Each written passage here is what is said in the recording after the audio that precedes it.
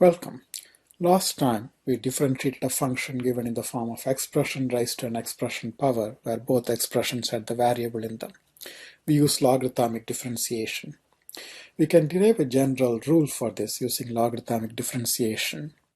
This general rule illustrates an important principle, so I'm going to derive that, although in practice we'll just use logarithmic differentiation to differentiate these types of expressions. U and v are both functions of x, then the general rule states the derivative of u power v is u power v times v prime times ln u plus v times u power v minus 1 times u prime.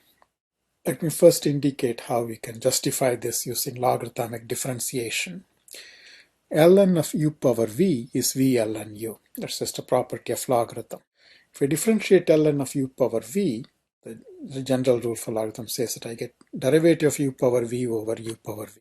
If I differentiate the right hand side using the product rule, then I get derivative of the first factor, that's v prime times ln u, plus v times derivative of ln u, that's u prime over u. To get u v prime, I need to multiply both sides by u power v. If I do that, then I get u power v, v prime ln u, plus v u prime times u power v over u. I've just rewritten things a little bit, and u power v over u is just u to the power v minus 1, which gives us the general rule. So what's the pattern I referred to?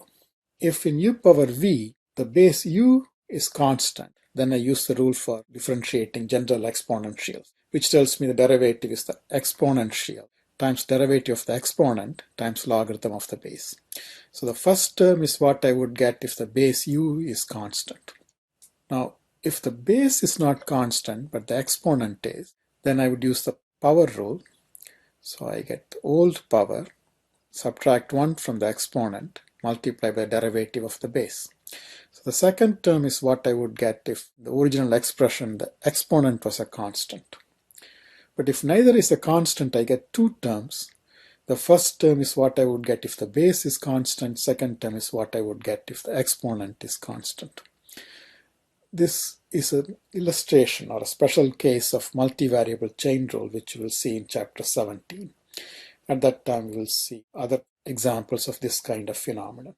For now, let me just illustrate the general rule as well as the differences between different types of rules by doing an example. We'll differentiate x squared plus 2 power x plus x power x. In the first term, x squared, exponent is a constant, so I use the power rule. In the second term, 2 power x, the base is constant, so I use rule for exponentials. 2 power x times ln of the base, that's ln of 2. And then in the third term, I'm going to use my new rule, since both the base and exponent are variable. So first I differentiate as if the base is a constant. So I get exponential times derivative of the exponent, that is x, its derivative is 1, times logarithm of the base, that's ln x. Plus, the last term is what I would get if the exponent is a constant, that's the power rule.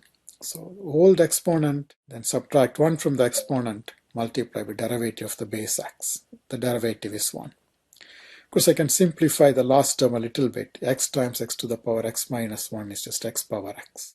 This gives me the derivative of x squared plus 2 power x plus x power x is 2x plus 2x ln 2 plus x power x ln x plus x power x.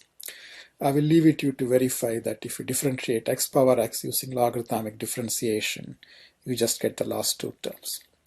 This concludes our look at logarithmic differentiation.